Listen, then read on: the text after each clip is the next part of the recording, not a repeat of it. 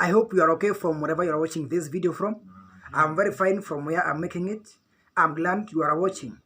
This channel focuses on bringing you updates and the news which are actually never found, or rather they are never announced in other media platforms. When I say other media platforms, I mean televisions and even radios. This channel is very unique on its own way, and that's why in our discussions I focus is to bring you something very best and something very special and something which is the best which can be offered at the moment.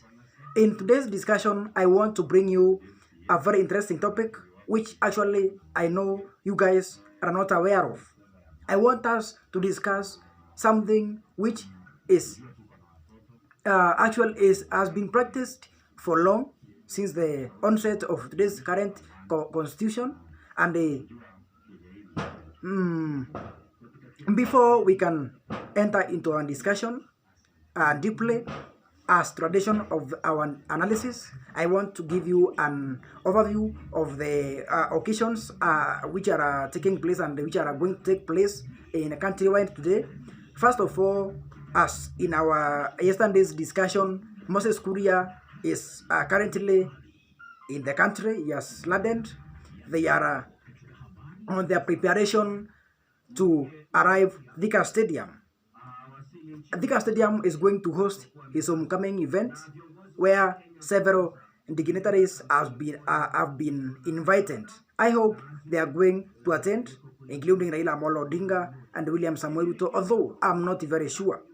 Raila Odinga Brigade, rather Azimio Brigade, is currently in Coastal region, where they are going to camp there for the next 4 days, for the next 3 days.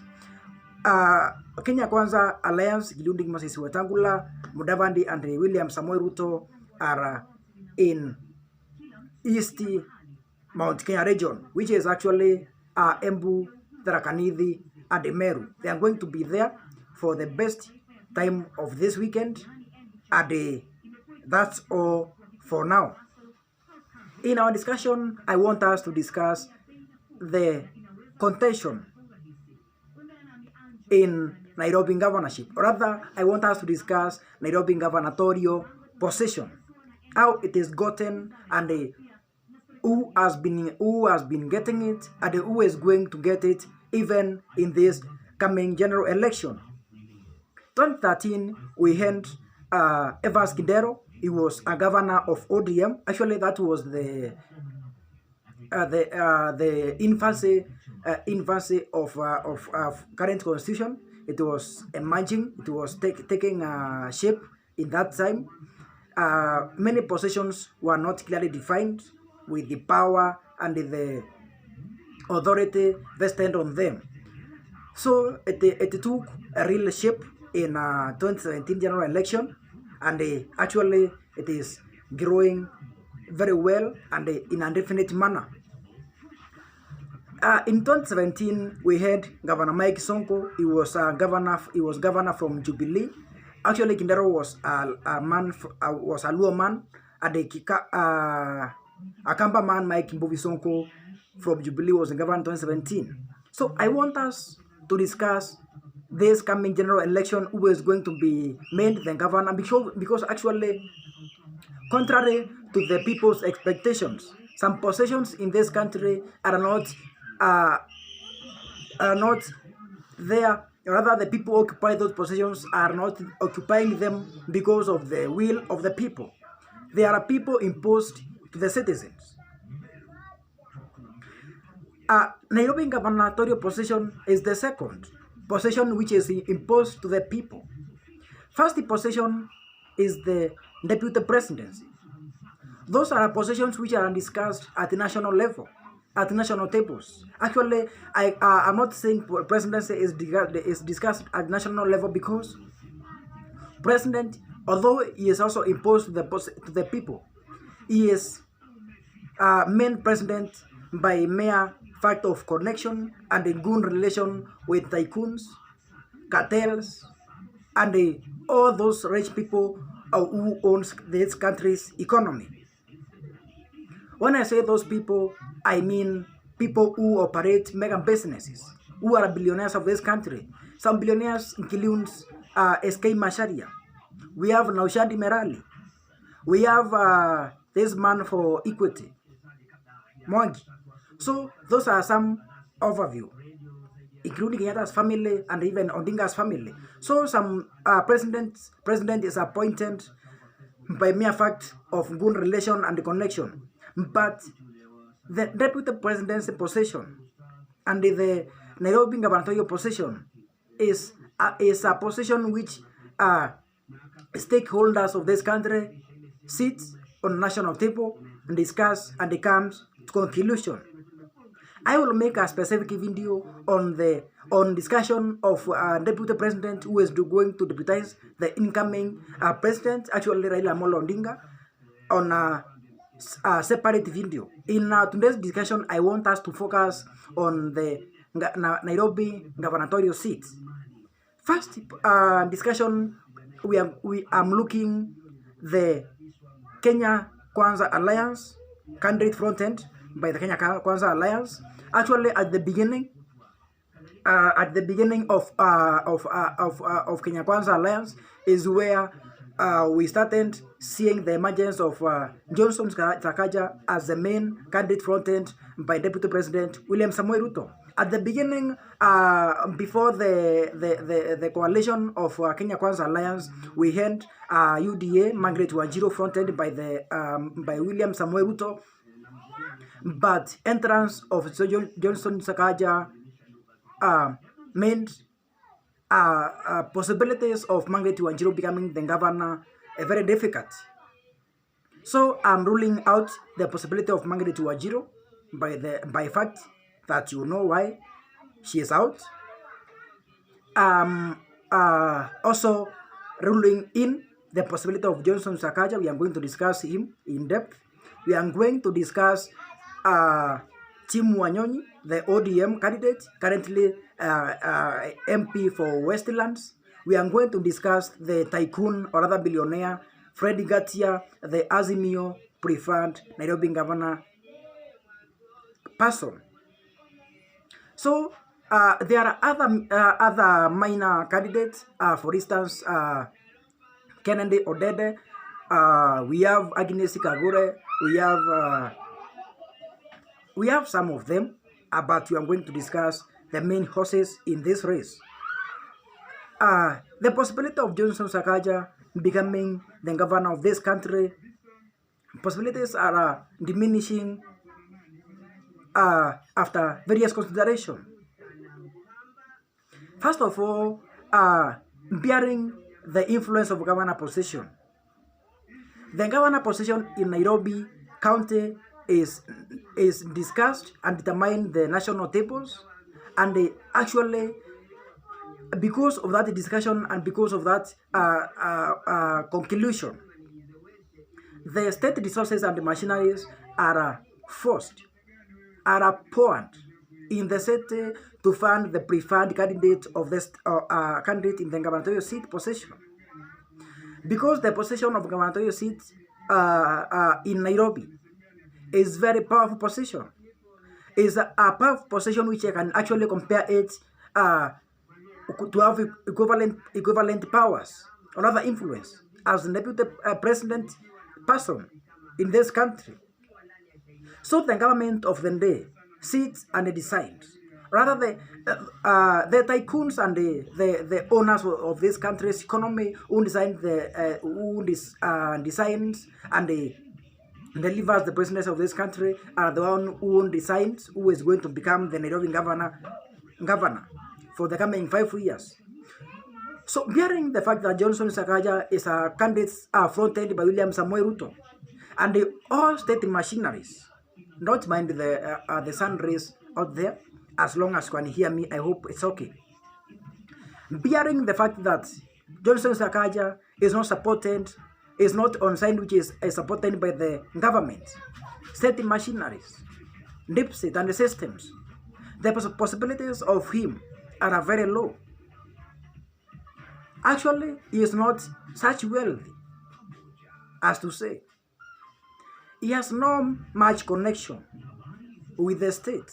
as to say, bearing in mind the fact that he is a candidate of ANC, a very small party and popular party. I'm sorry to say that. So there is a very little possibility. Yes, another factor which is diminishing his possibilities is the fact that he is a lawyer man, and the 40% of Nairobi population is dominated by Kikuyu people. Kikuyu people are still believing in President Uhuru Muigai Kenyatta as their kingpin, despite most of them camping to William Samoei Ruto's camp. Most of them still believe and have their much trust vested in Uhuru Muigai Kenyatta as their kingpin.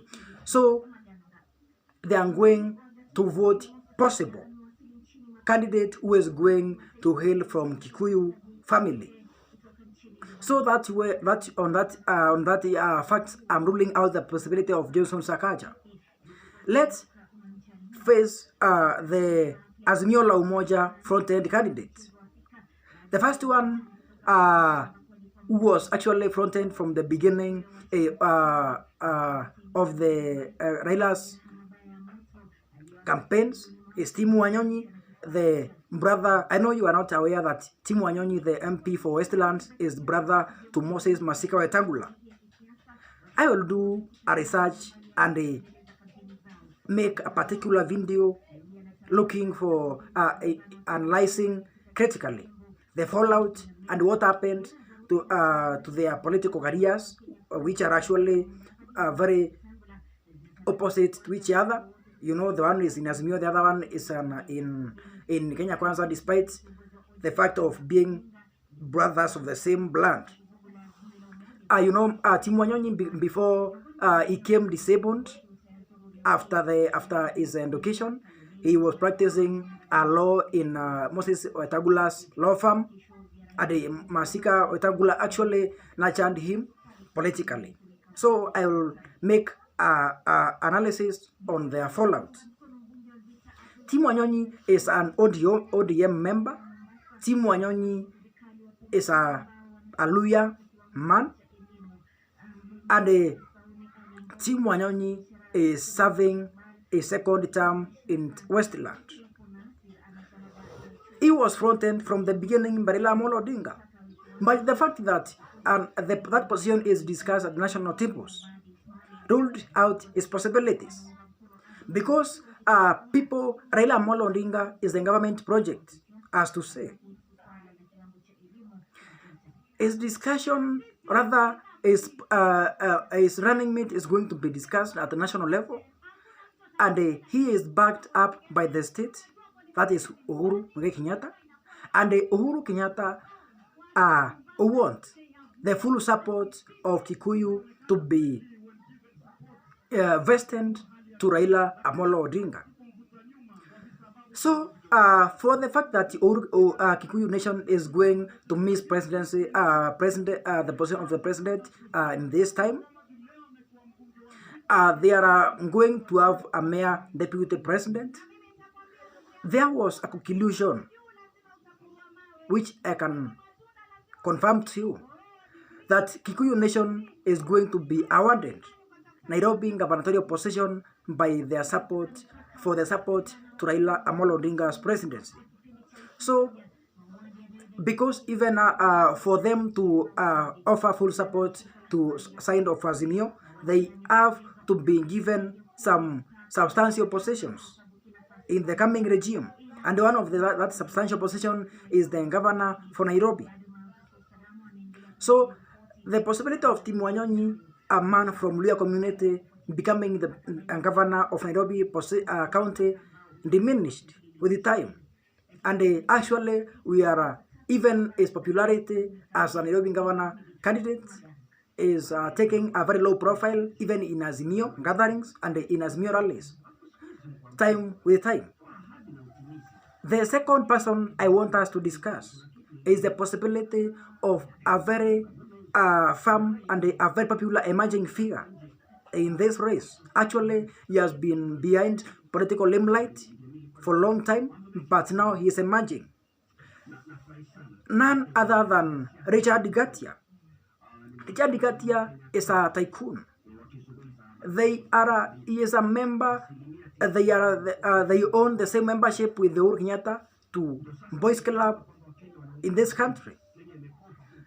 He has been a very close associate and confidant to Uhuru Kenyatta. Actually, courtesy of his strong financial muscles and businesses which extend even across the borders of this country, he funded Uhuru's bid to State House in 2017.